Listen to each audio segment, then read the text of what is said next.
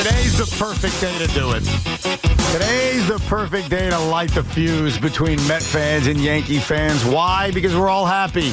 The Mets swept the Nationals despite the injury to Kodai Senga. Met fans are on top of the world. The Yankees, they find a way to win last night. Get outstanding pitching. They score a weird Pablo Reyes, I'm stopping, I'm going run on a Paul Goldschmidt line drive. And the Yankees sweep the Kansas City Royals. So with everybody happy and everybody in a good place and both teams in first place in their respective divisions, today's the day where we just openly talk about it. Who's better?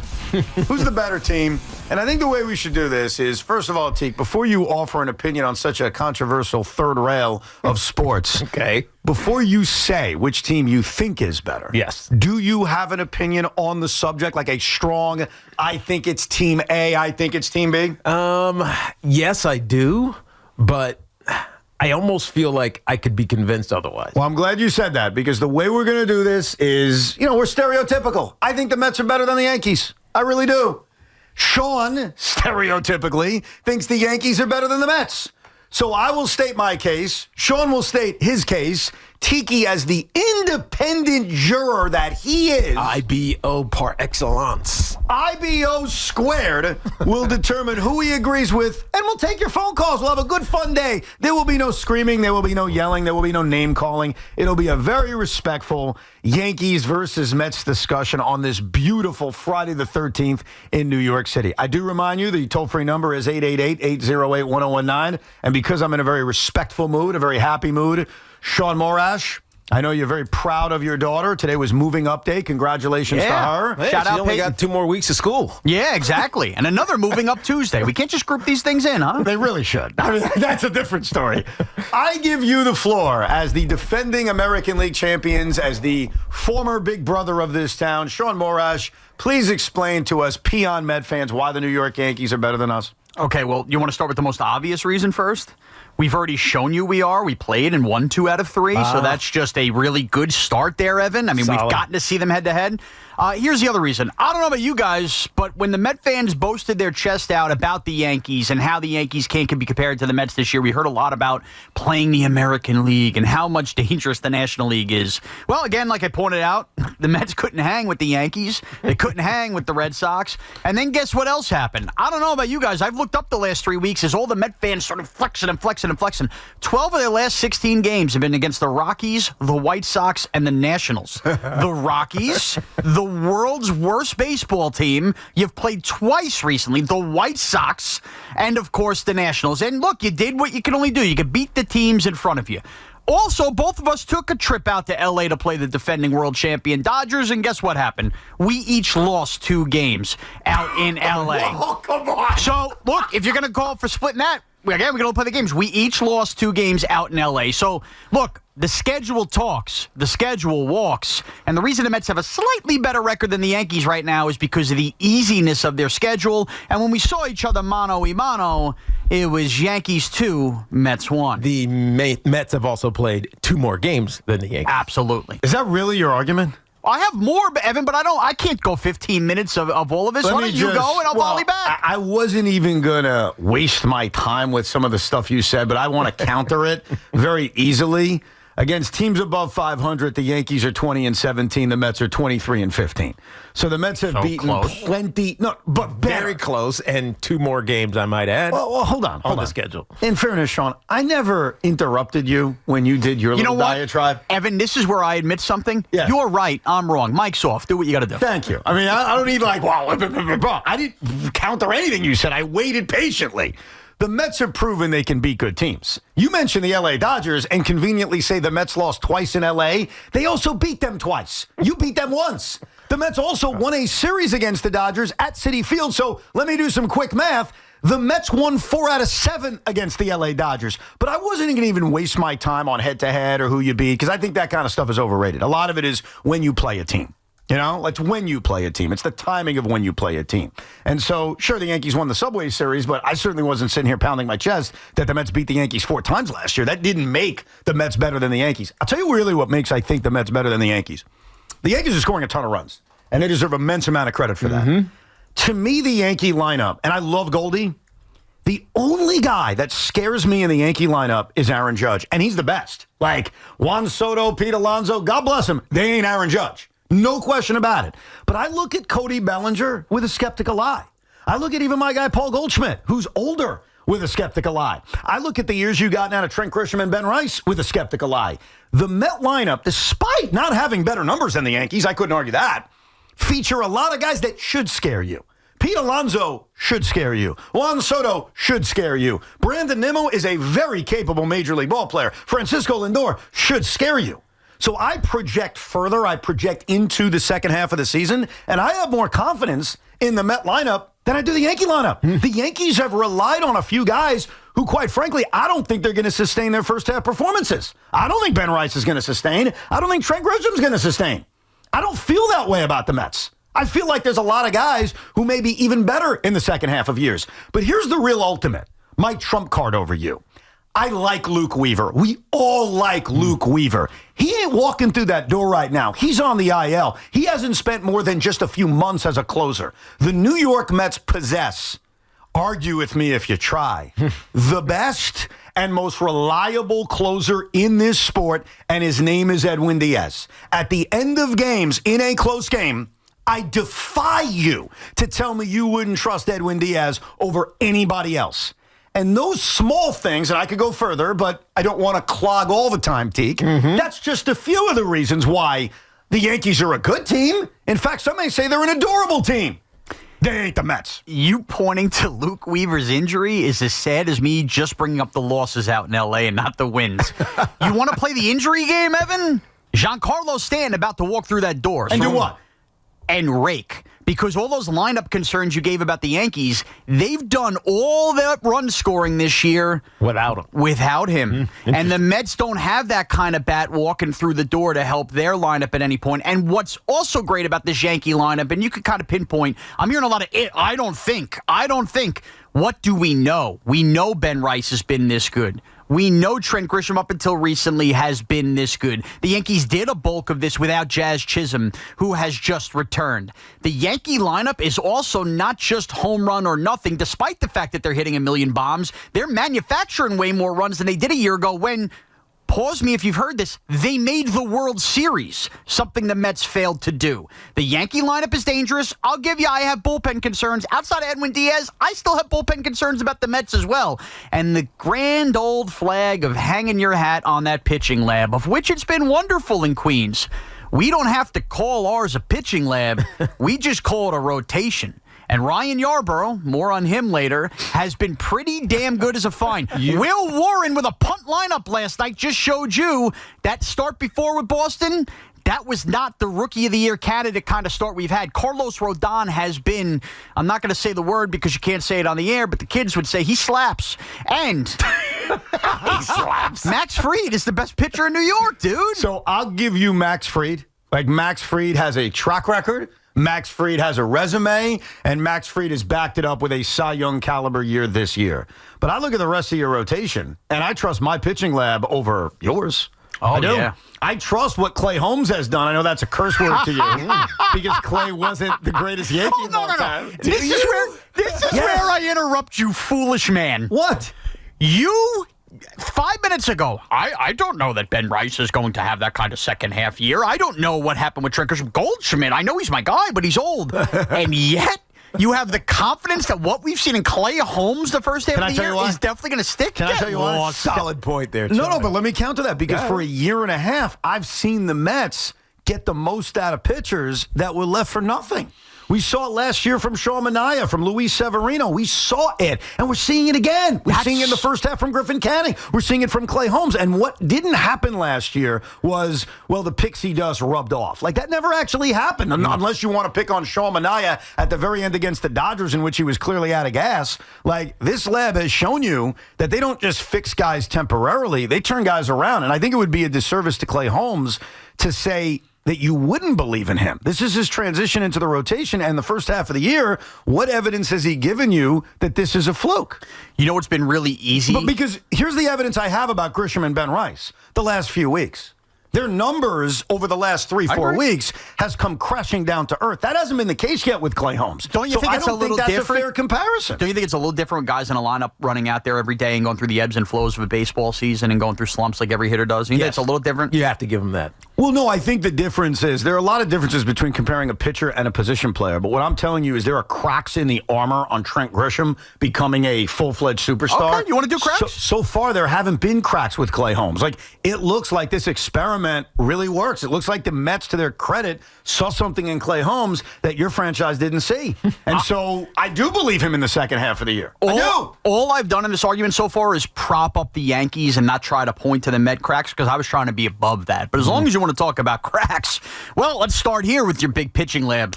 You brought up Luke Weaver earlier. Where's the Mets ERA leader for the next foreseeable future? You're talking about Kodai Senga? Yeah. So because he got hurt... Well, hold on. That's a crack. I mean, you're talking about Giancarlo, in fairness. No, but hold on. That's a crack, is it not? They're replacing him with the guy who was their ace last year. Who fell apart in the playoffs, but okay. Fell apart in the playoffs. He had one bad start. Well, it was the very, very end. That's okay. not a fall apart. All right, let's bring up more cracks. Well, hold on. I want to answer you. Sure. Instead of you just running me over. Oh, you're going to have to answer about 10 times, so keep going. I got it. Let's go one by one. It sucks that they lost Kodai Senga. Is there any team in this sport more equipped to deal with an injury like that than the Mets? Who are oozing pitching depth? Who have... we can laugh at Frankie Montas. I still do.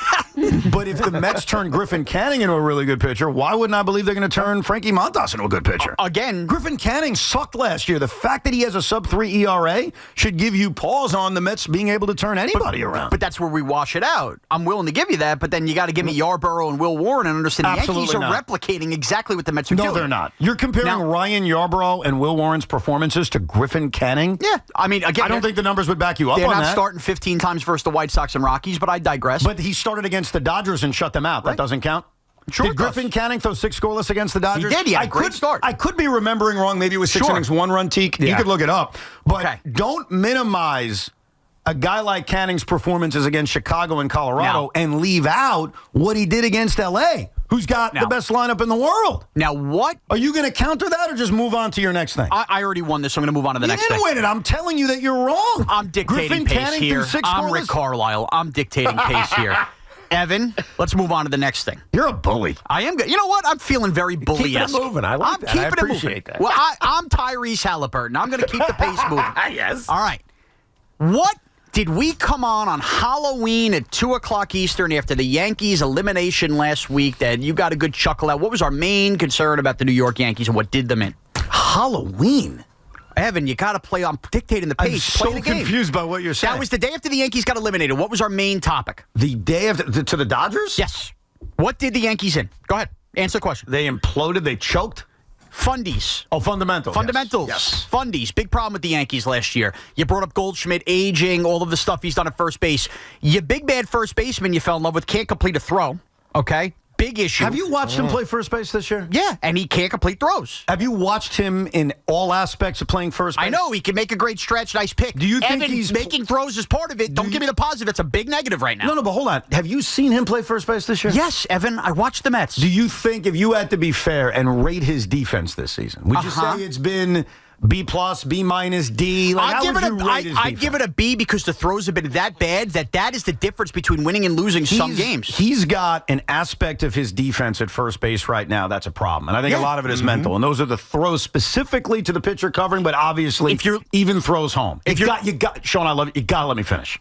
Unless you just want to keep going, and I'll wait. I will gladly wait. Just go ahead. I was just trying to because I'm making a whole defensive point here. And then I will respond. That's what I'm saying. I think it's easier to do that. Go ahead. If we want to give Pete Alonso a round of applause because he could catch the ball at first base, bless his heart. He can't complete a throw right now. Mark Vientos, the rock star, who I understand is banged up, a complete butcher at third base. Juan Soto, look, right field, very choppy at times. I don't need to tell you. I don't know how the hell he qualified for a Gold Glove last year, but he did. Juan Soto. Because he's Juan Soto.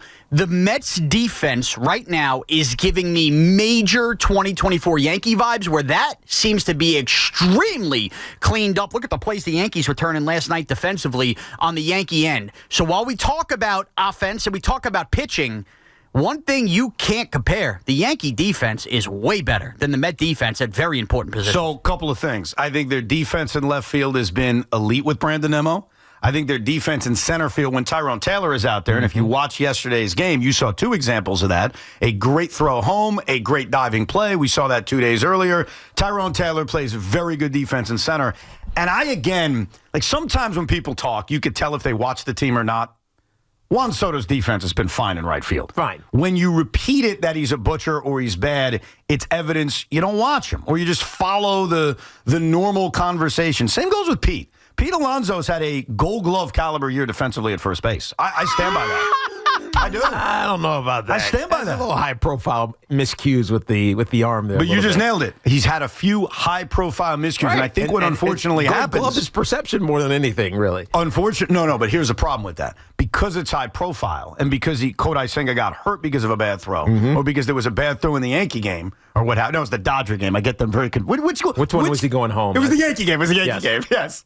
Because Gary Cohn was so pissed off that ESPN didn't compare it to Duda. Yes. That almost ruins people's thoughts on the 98% of what else he has done at first base. I love Sal Licata. Some of the stuff he was saying earlier today on his show, it was blasphemy about Pete's defense. He wants to DH him? That's ridiculous. No, you can't do that. Criticizing his defense on throws to first base is fair game. I agree with Sal. I agree with you, Sean. I'm not going to sit here and argue that hasn't become a mental issue for him.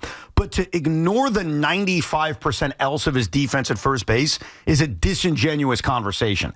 As far as the rest of them at defense is concerned, they're elite at shortstop. Their ability to throw guys out trying to steal behind the plate has been historic.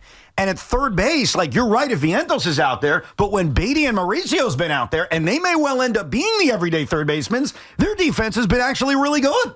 So I just disagree overall with that notion, and I kind of feel bad because the more you talked, the more I realize that you're just one of those talk show hosts who only watches the Yankees. No, that's right. And that sucks, and it's tough. I know it's a tough job, bro. Evan, the name Ryan Yarbrough made you shake in your boots because you realized the Met pitching lab was the fuck. Now let's get to the other crowd. How did Ryan Yarbrough do in his last start? His last start was terrible. Yeah, but you forget that. Forget that start. You throw it out. I have to forget that start? Just throw it out. It was an outlier. Just like Max Fried's destruction at the hands of the L.A. Dodgers. You got to throw it out a little bit. Exactly. Everybody's entitled to one. With all due respect, I'll throw Max Fried starts out there. I'm not going to throw out a Ryan Yarbrough start. There's a good chance that's who he is. And that's fine. We got Marcus Stroman coming back. I don't think so. His ERA was what was it before that? It was 2.38. And how many starts? 2.83. He only had 6 starts. He's only pitched about 45 innings or so. So it's easy to get manipulated and negatively when you have a horrendous 9-hit, 8-run start as he did against the Boston Red Sox the last time they played. So it skews it so much, it's hard to accept that as who he is. I think especially when you look at the rest of who he's been this season, and it's been pretty damn good. Yeah, but I'm not putting him on the same level as Griffin Canning the way Sean did. I think that's disrespectful to what Canning's accomplished. I would agree with that. Thank you, T. Okay. So, look, even if at the best case for the Met fan right now, we've gotten to a tie on all things defense, no, we haven't gotten to a tie. Pitching. The Mets are better. Again, I'm dictating pace here, Evan. Even the if Mets have a better rotation. The Mets have a better, according to ERA, they do. Oh, great. The stats matter. Haven't played the same schedule. Fine. Second, have you played the Dodgers 7 times? I forgot. No, but Evan, have you played the Phillies yet this season? I'm glad you brought up the Phillies. Because the Mets swept their asses. That's a great point, Evan, the Phillies. Yes. The Phillies are where in the NL East behind you? They're in second place. Okay. I don't know about that division. The Braves sinking like a stone. Nationals stink. I'm squinting here. Blue Jays, Phillies this year. Blue Jays, second place Yankee team. Mop the floor with the Phillies. What does that mean? It means the Yankees division is more difficult. Therefore, the pitching they're facing all these games. I mean, their second place team is better than your second place team. And look at the standings. Also, checkmate on this. The biggest hype of all we've heard the last 4 years. Ooh, the best catcher the Mets are going to have since Mike Piazza. Austin Wells is everything you dreamed Francisco Alvarez was going to be. Clutch homer after clutch homer. Great defense while stuffing his face with burritos. And Austin Wells has become a reliable power stick for the Yankees, and Alvarez ain't it. Here's where I can be honest. Catcher, the Yankees have an edge. First base, Mets. Second base, Mets. Shortstop, Mets. Third base, Mets. Yeah. You're taking your third baseman? Jazz Chisholm's hit 210 this season. He's hurt. He's hurt. Okay, do we count his replacements? Do we count Yorbit Vivas? Do we count Oswald Peraza and his 145 average? Or do we just throw that out? Is that how that works? No, you just delete you it? can't throw that out. Tiki, you're an independent arbiter here? I am. Do you know how I know I won this argument? Because I've made a lot of points. Go ahead. I just went through the whole thing and compared the team, and I didn't mention the last but not least thing. We have the best player in the game. And I was able to make that whole argument about the Mets and Yankees without mentioning him until now. Aaron Judge. You don't have Aaron Judge. But here's the difference. You have Starlin Marte, cute. But here's the difference. And I think managers will do this, and I've said this forever, and it will be a problem. You can pitch around Aaron Judge. Good luck pitching around Juan Soto. In fact, when teams have done it, can you tell him what happens when people pitch around Juan Soto? Yeah, bad things happen. Pete Alonso destroys you. Now, I'll inject here because I've been quiet listening to you guys. Have you made a decision, by the way? No, I have not made a decision. Wow. We'll wait for some influence from the audience before I fully chime in. Wow, so Can I me say and one more Sean thing? could not win him over. He needs the people. All right, go ahead, One go more ahead. line. Evan, can you just tell me, are the Yankees undefeated when Aaron Judge doesn't play? Thank you. Tiki, continue. So here's the other side of this that no one has talked about yet. The Mets, while they're upstart and they feel really good. Juan Soto's there now. Their pitching's been great. Really the best in Major League Baseball statistically in the first half of the season. But how many times have they been there? The thing that you have to keep in the back of your mind is that the Yankees, even when they're not great, are always there. They're always in the postseason. Save for that 1 year, a couple of years ago. They're always there. The expectation is to be not just make the postseason and get to the NLCS or the ALCS, but to get to the World Series. The Mets are still learning that. And so I have to take that into account as I listen to all these calls. Francisco Lindor, the captain of the New York Mets, got to the 7th game of the World Series. Juan Soto, superstar in the New York Mets, has won a World's Championship. So while the franchises may not have the oodles of experience you described, they've got key players that have. They have key players that have experienced that. Does our ace have a World Series ring? Yeah, what's his career postseason ERA? Can you give the people that information? Not a great postseason ERA. Had one really good start in that World Series. He did. No. Max Fried's got like this weird postseason resume. It's like Clayton Kershaw. Clayton Kershaw's overall postseason ERA sucks. Max Fried's postseason ERA sucks. But you can't say he sinks in the moment because there are examples. And he's got a ring. Where he was great. And he's got a ring. He does have a ring. But Max Fried's career postseason ERA. Can you just put this in the record? Because Tiki needs as much information as possible, including your calls at 888-808-1019 to make a fair determination. So please, for the record, don't make me do it, Sean. Be a good boy. Look up the ERA. Max Fried's postseason ERA is what? I'm getting it. Hold on. Just look up Griffin Cannings while I do this. Postseason ERA. Yeah. He played for the Angels. Exactly. They don't know what the postseason is. Exactly. All right, so since you didn't do it, I'll do it for you. On it. Jeez. His ERA in the postseason. Are you ready for this, Teak? Yep. Yeah. 5.10. Lovely. Last year with Atlanta, made one postseason start, 2 innings, 5 runs, took the loss. Now, can you look up his 2021 postseason ERA for Teak? Sure. In the World Series and in the postseason, he pitched to a 4.23 ERA. Is that good? I forgot. Is 4.23 good, John? What about his ERA in the 2021 NLDS? Can you look that up? Here's the fun part, ladies and gentlemen, before Sean punches me and I punch him back. This is a fun argument. We're all in a good place. But this city's not big enough for the both of us.